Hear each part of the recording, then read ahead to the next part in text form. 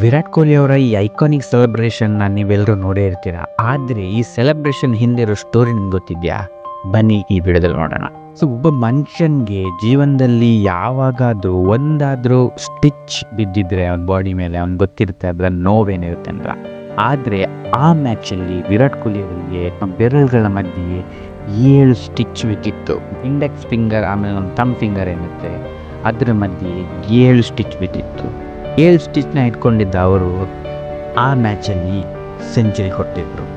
Century ಆದಮೇಲೆ ಬರೋ ಸೆಲೆಬ್ರೇಷನ್ನೇ ಈ ಐಕಾನಿಕ್ ಸೆಲೆಬ್ರೇಷನ್.